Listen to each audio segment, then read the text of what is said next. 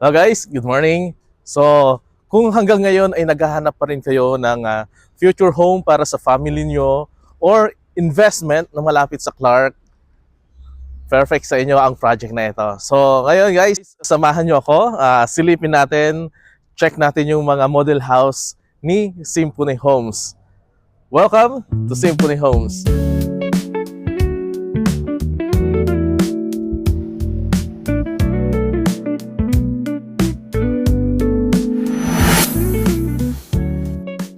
Hello guys, ngayon naman ipapakita ko sa inyo ang ating area model. So ang area model po natin ay mayroong minimum lot area na 120 square meter and floor area na 65 square meter. And as you can see po, dito sa ating front, kasya po ito, yung dalawang carport, dalawang sasakyan. So dito, carport natin and pwede pa tayong magkaroon dito ng pocket garden sa side na to. So ang ating area model po is single attached unit. So meaning mayroon siyang firewall, then makakaikot ka rin dito sa side. Mayroon pa siyang 2 meters dito sa side na to and mayroon din siyang 3 meters setback sa likod for provisional for future improvement or expansion ng ating property. So ayan guys, tara pasokin naman natin sa loob.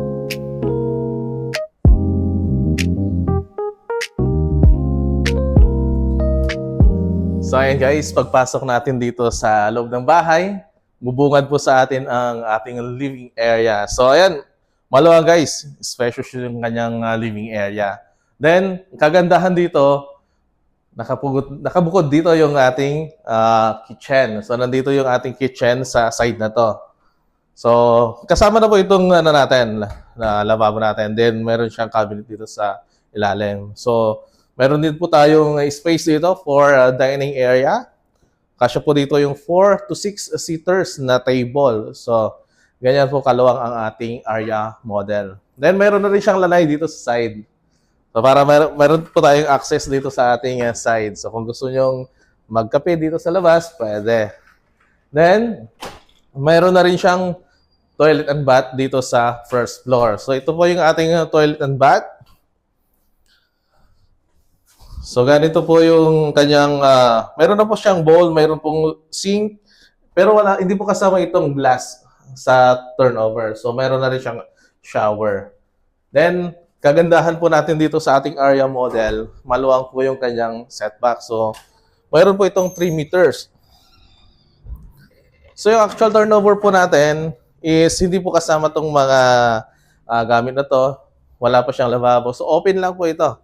So para magkaroon lang po tayo ng idea kung paano po natin expand, kung paano natin gagawa ng expansion yung ating setback. So meron po tayong example dito na pwede po ninyong gayahin. So ayan guys, ngayon check naman natin sa taas. Tara!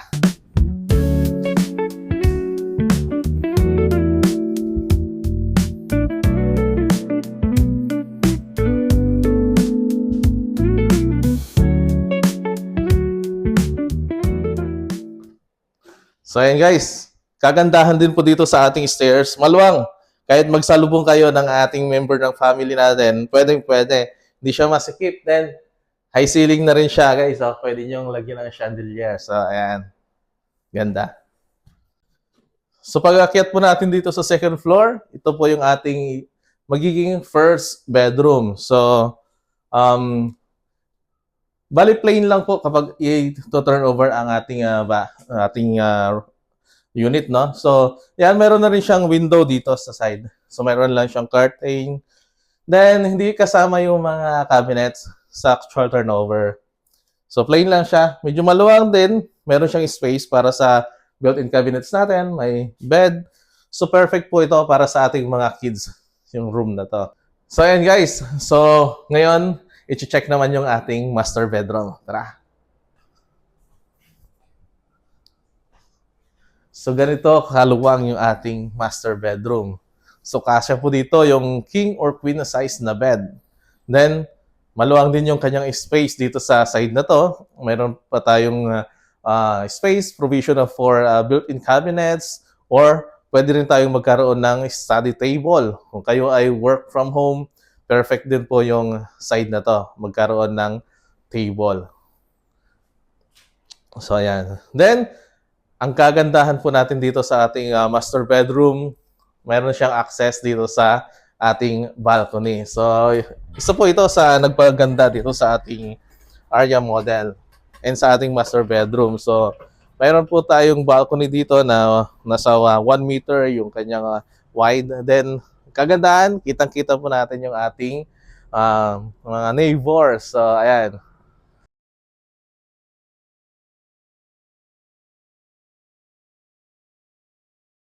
And syempre, meron din tayong toilet and bath, common toilet and bath dito sa ating second floor. So, isa yan sa mga kagandahan po dito sa ating area model, no?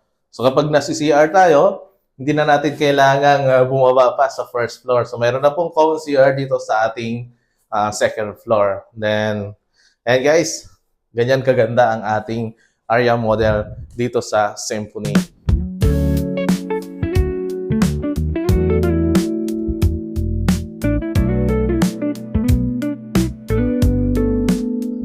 So ayan guys, ngayon ipapakita ko sa inyo yung isa sa model house ni Symphony Homes, ang kanilang Sonata model. So ito po ay townhouse. So mayroon po tayong available na mga inner units, end unit, and corner. So ayun guys, tara check natin yung kanilang actual turnover. So as you can see pala guys dito, mayroon tayong carport dito. Provision for one carport. Itong kanyang front.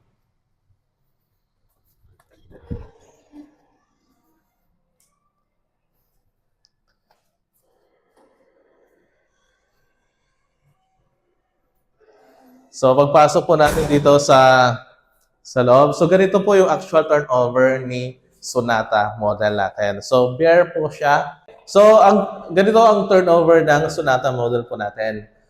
Bare siya pero naka-paint na yung kanyang mga walls. Then makinis na rin po yung kanyang floor. Then ito meron na po siyang kasamang sink. Then may mga cabinets na rin dito sa lalim. Then meron na rin po siyang CR. So yung CR po natin, naka-tiles na po yan. So yung actual turnover po ng CR natin, meron na siyang tiles. So ganito po yung kanyang actual turnover. So ayun guys, pakita ko naman sa inyo yung kanyang likod. So yung kanyang setback ay mayroong 3 meters wide. So provision po yan for expansion. Pwede po natin gawing dirty kitchen or service area para kapag nagluto tayo, hindi po maamoy dito sa loob yung mga niluluto po natin. So ngayon, check naman po natin sa taas. Tara.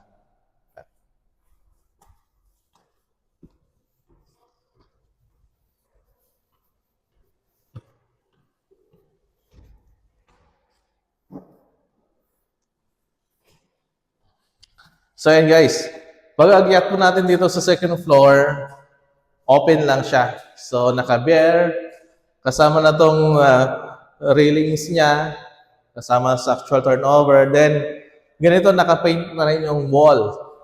And provision po ito for 2 to 3 bedrooms. Kung ang kung hahatiin nyo ito sa 2 bedrooms, maluwang yung mga rooms, pero pwede siya hanggang 3 bedrooms.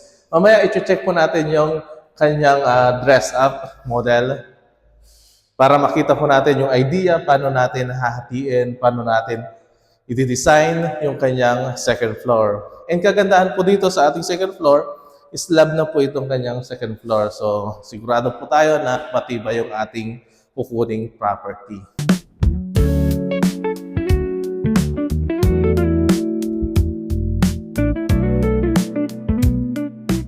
Ngayon, check naman natin yung dress-up model ni Sonata. So, ang Sonata model pala natin is mayroong minimum lot area na 54 square meter and ang kanyang floor area is 48 square meter. So, ngayon, check natin yung kanyang dress-up model para mayroon po tayong idea kung paano po natin na-improve yung ating unit.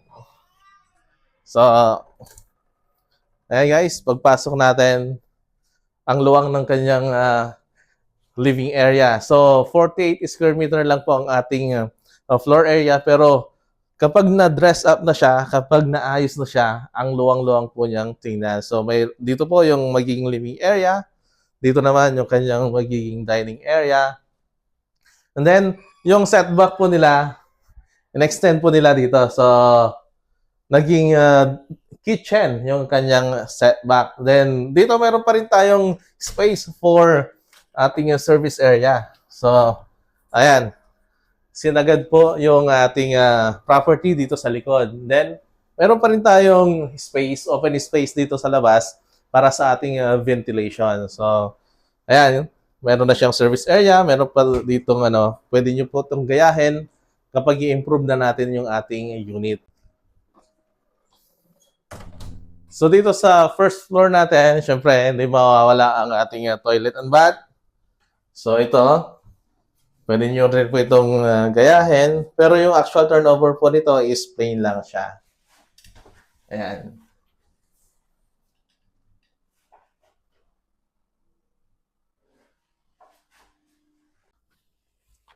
So, ayan guys. Ito yung kanyang magiging stairs.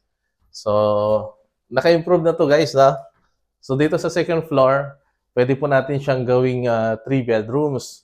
Or, dito sa ginawa po natin nila, so, ito, 2 bedrooms lang siya. Ito yung first bedroom. So, na-extend po nila yan hanggang likod. Yung setback po dyan sa likod ng property. Then, nandito yung kanyang CR. Nilagyan nila ng toilet and bath dito sa ating second floor. Ayan. Then, ito, ginawa na siya ng parang family area or parang living room dito sa second floor. Pero, pwede rin po natin itong i-convert into bedroom. So, lagyan lang po natin siya ng partition. Magiging isang bedroom din ito. Then, check naman natin yung kanyang master bedroom. So, ayan guys. So, maluwag din yung kanyang master bedroom kapag naano natin siya. Kapag na-improve na natin yung ating unit. So, kasya pa rin dito yung queen size na bed. Then, syempre, meron siyang window dito for natural light. Then, meron din siyang space dito for tables or mga built-in cabinets. So, maluwang pa rin yung kanyang space. So, yung second floor po natin, pwede natin gawing 2 bedrooms or 3 bedrooms. So, ayan guys, kita nyo na kung paano or nagkaroon na kayo ng idea paano nyo i-improve yung inyong unit kapag kukuha kayo ng Sonata model dito sa ating Symphony Homes.